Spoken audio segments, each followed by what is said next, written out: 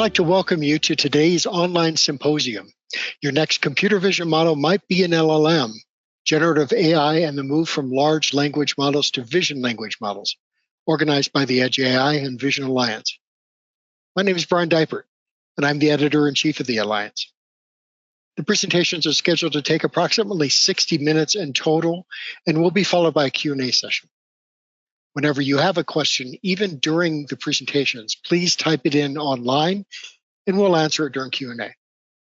Your presenters are Jeff Beer, founder of the Edge AI and Vision Alliance and president of BDTI, Carter Maslin, CEO of Cameo, and Isfan Fehervari, director of data and ML at BenchSci. At this time, I'd like to turn the microphone over to Jeff to begin the presentation. Jeff. Thank you, Brian. Welcome, everyone. Thanks for joining us for the first in our series of symposia on large language models, vision language models, and large multimodal models.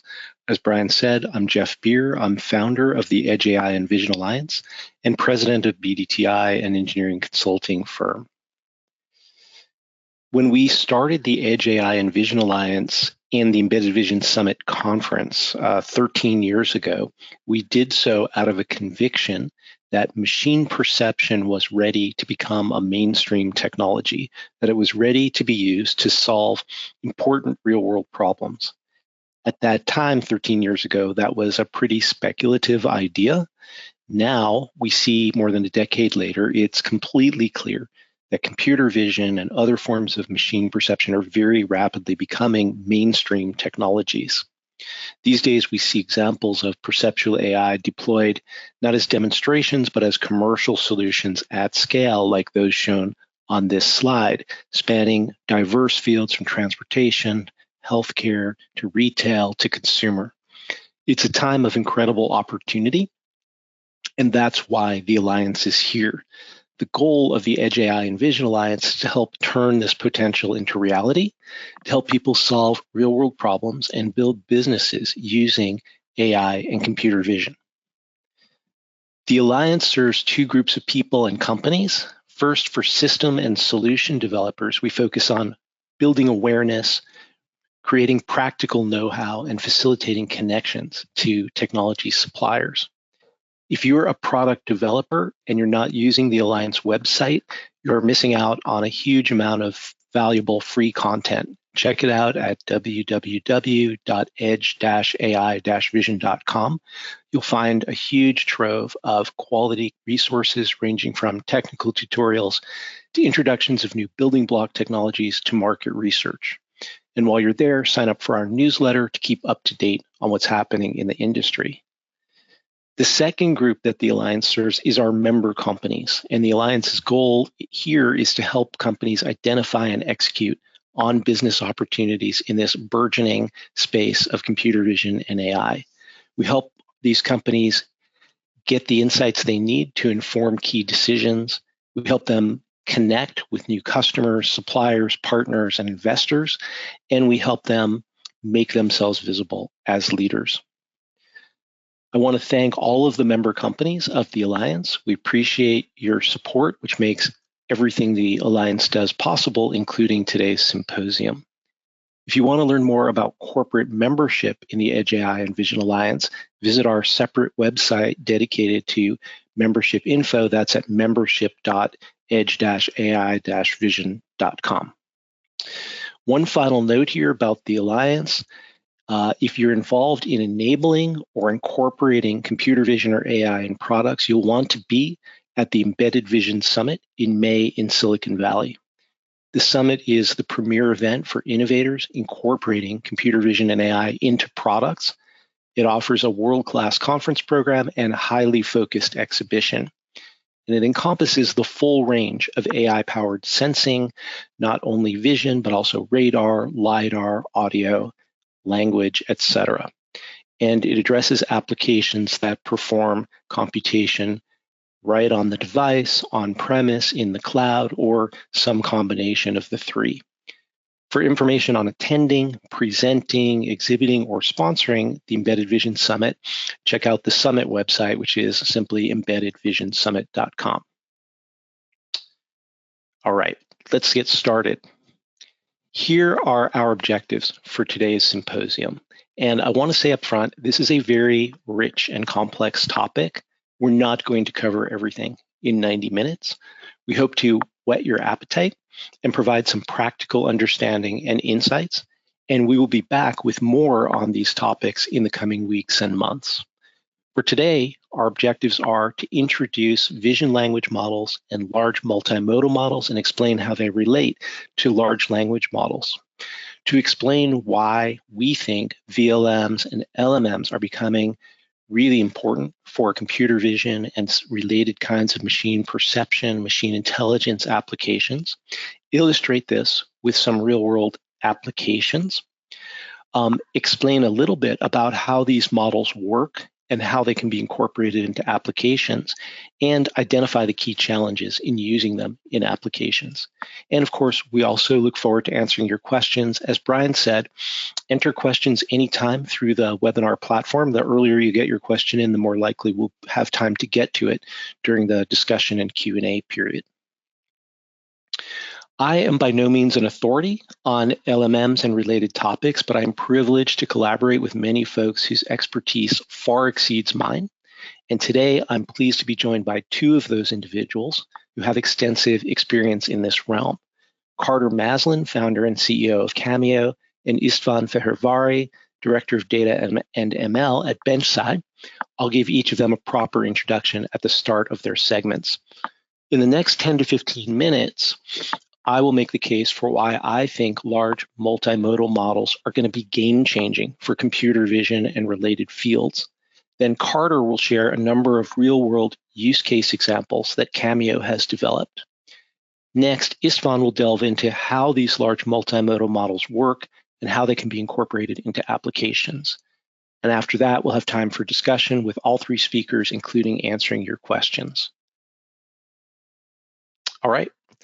Let's get into the heart of the matter.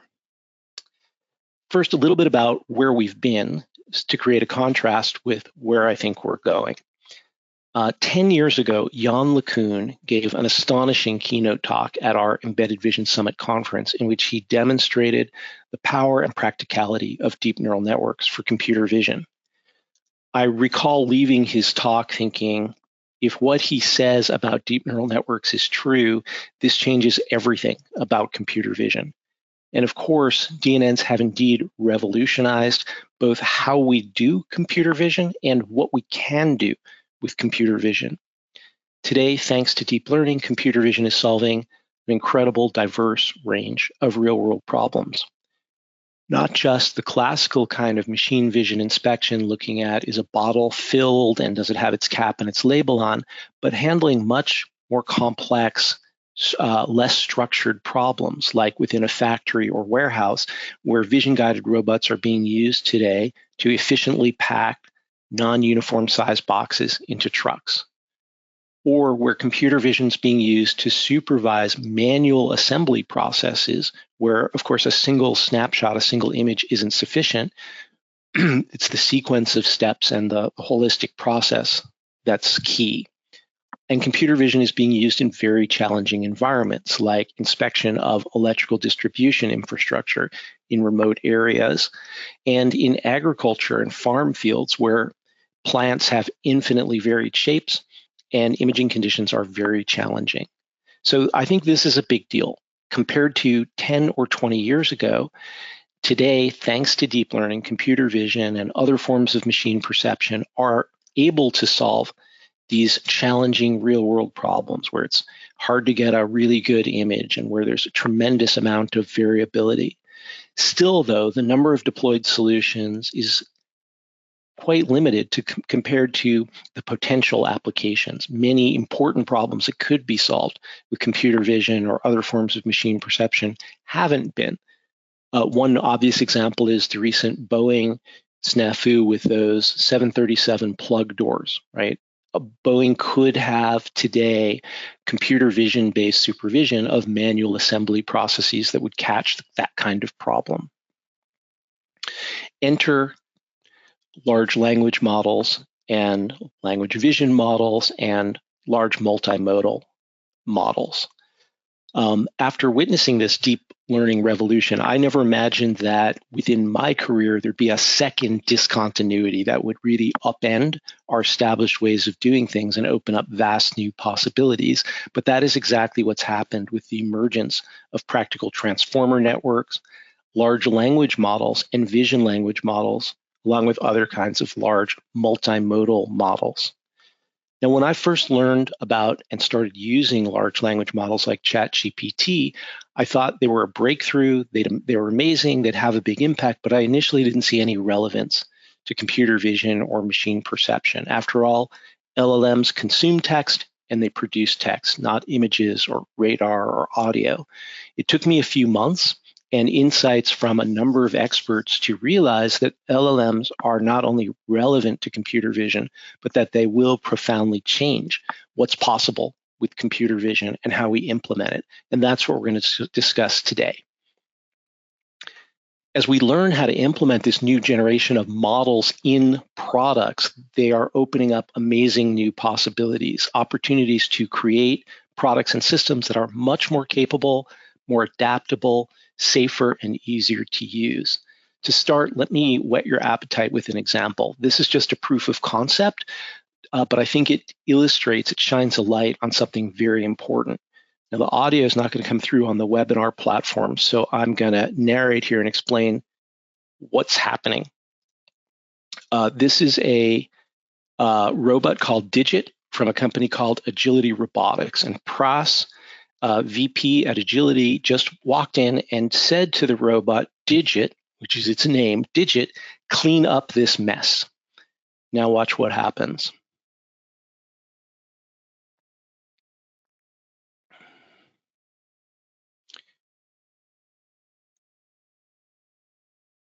So here, I think you start to see very concretely the power of combining language and vision. It's one thing to know that there's a bundle of bubble wrap present in the space. That's the type of computer vision problem we've been focusing on for a long time in our industry.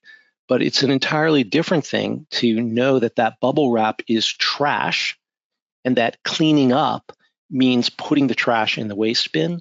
Oh, and also that there are specific waste bins for different types of trash and knowing which waste bin to use for each type of trash.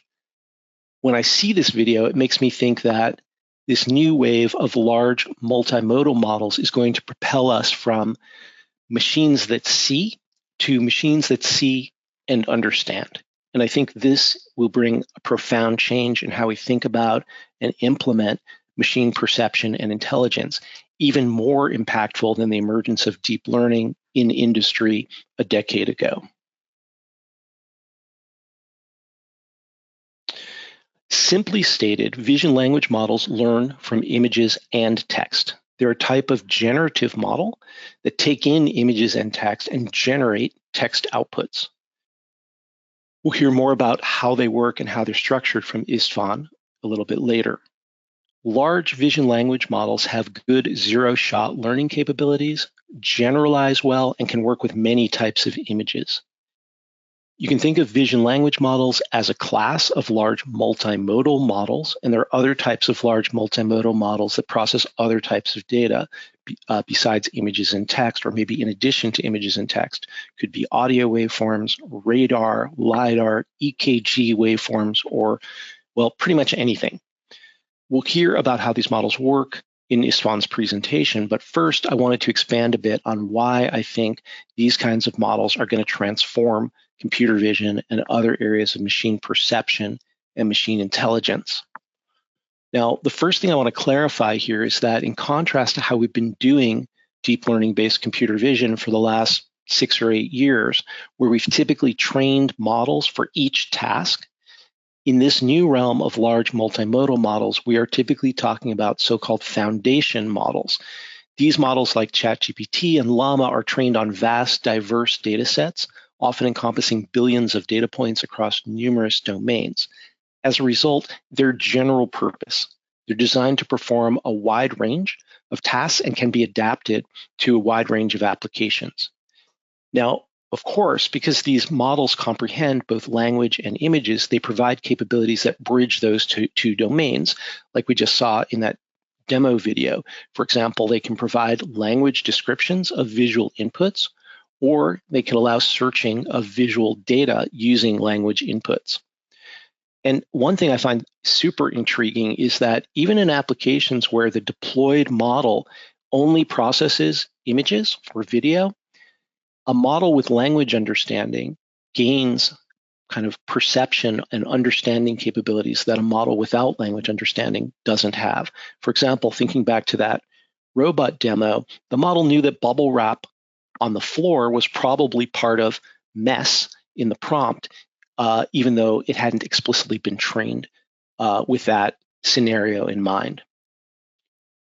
Another very intriguing attribute to me of large multimodal models is that they're often better than deep neural networks, classical deep neural networks, at distinguishing subtle differences. For example, imagine you're building some kind of video security system, maybe for a public transit system, and one of the things you want to know is if there's a fight going on, if people are fighting in the train station. Okay, how do you tell, though, the difference between people fighting and, let's say, people dancing? Very tricky problem with today's class of deep neural networks, but large multimodal models are showing quite an aptitude for teasing apart those subtle distinctions. And as we'll see and hear from Carter and Istvan's presentations and demos, large multimodal models can enable developers to work at a higher level of abstraction. So instead of spending a huge amount of time selecting models, tweaking model topologies, training those models, retraining them, refining them, developers can work at a higher level composing models into applications. And indeed, large multimodal models can act as controllers where they oversee a set of models and invoke other models for specialized situations, interpret policies expressed in natural language, and determine appropriate actions based on those policies, like you saw in the agility robotics demo. Now, I realize that these advantages may sound pretty abstract at this stage, so we're going to introduce lots of examples in the next hour here to help make this concrete. And as I said, please feel free to send us questions at any time. A word on training data. As we know, deep neural networks have proven to be super powerful, but they come with costs. And for many applications, in my experience, the number one cost is the need for lots of training data that has to be captured or created very carefully, that has to be curated, that has to be cleaned, labeled, maintained over time. And when we conduct our survey of developers, this is an annual Edge AI and Vision Alliance survey of system and application developers, one of the things we ask them about is, what are your pain points? What are the things that are most difficult about your development of a system or application using computer vision or another form of machine perception? And from the survey data collected late last year, it's interesting to see that 3 of the 4 most frequently cited challenges relate to data sets. Obtaining the data, curating it, and annotating it. And in aggregate, 63% of respondents selected at least one of these data set related challenges as one of their top 3 challenges.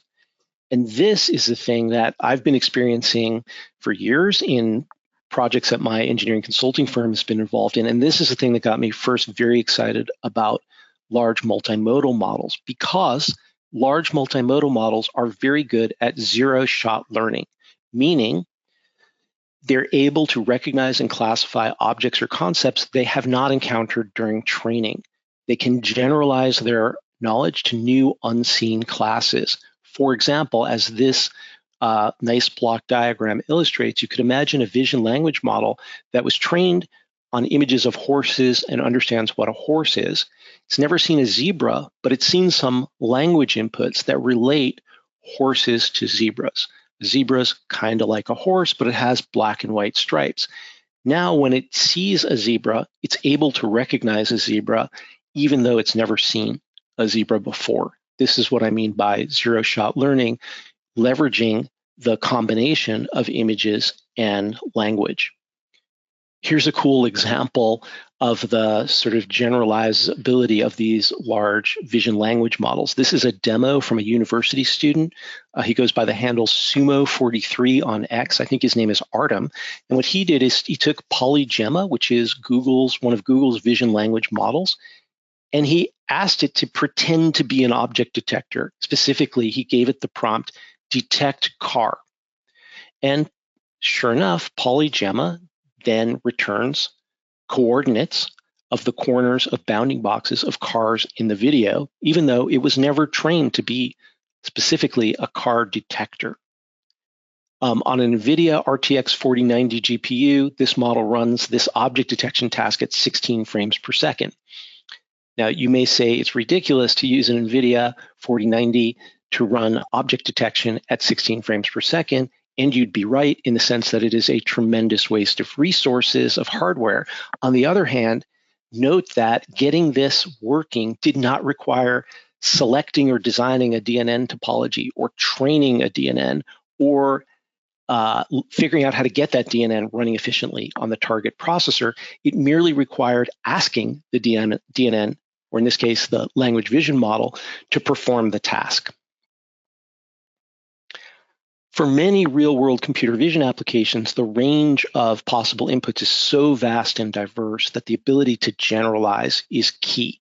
The world is an infinitely varied place. Today's vision models are good at things like object detection, but often what we really need to know is not simply what objects are present, but how they relate to each other and their significance in the scene.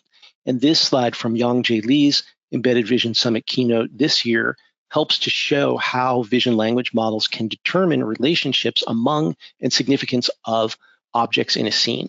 Now, obviously, this is a very contrived and kind of ridiculous example, but you can easily imagine more realistic examples where this kind of capability could be super helpful.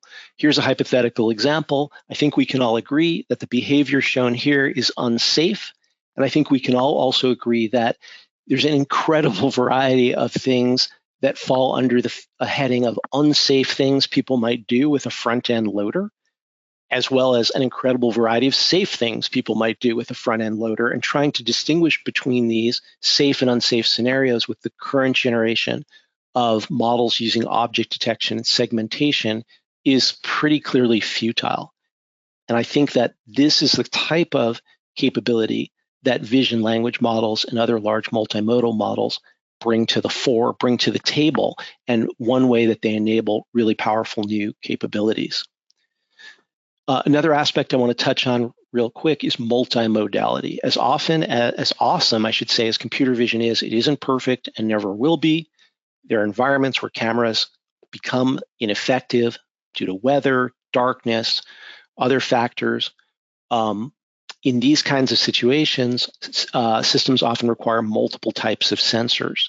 And indeed, we see today more and more systems, including multiple types of perception sensors, like in cars, for ADAS or autonomy, where we typically see cameras plus radar and also increasingly LiDAR. In our developer survey, 46% of respondents reported using 2 or more different types of perceptual sensors. But sensor fusion, combining the inputs from those heterogeneous sensors, has remained a kind of niche black art. We have really good deep learning techniques for things like object detection on images, but when we want to use, let's say, images plus radar, it's a much less developed field. And this is a place where I think large multimodal models provide a much more scalable, practical path for sensor fusion in many applications. Speaking of applications, many people are curious about whether large multimodal models are actually being used in commercial products today. And the answer is yes. It's early days, but they are. And one of my favorite examples is the Ray-Ban Meta smart glasses, which were updated early this year to enable you to prompt the glasses with text. For example, as you see on this slide, you could say, hey, Meta, look and tell me how to care for this plant. The glasses take a picture, send the picture to a large multimodal model, and then send back a language answer. Here's how you should take care of that plant. It really works pretty well from the examples I've seen. All right, so I think large multimodal models are going to play a huge role in machine perception and intelligence in the coming years, but it's early days for this technology, and there are real challenges. I don't want to ignore those. For example, these models are huge. They require huge amounts of memory bandwidth, and compute, and this means they're expensive to run in the cloud, and they're very challenging to run at the edge with today's hardware. But there's lots of investment going into addressing that, hardware that's more tailored to these kinds of models and models that are more tailored to running efficiently. So I expect this situation to change quite rapidly over the next couple of years. Also, many of these models are closed, meaning that the model details, the topology, the training process, and so on is kept private by the organization that developed the model. And of course, that can make it difficult or impossible to customize the model to a specific application.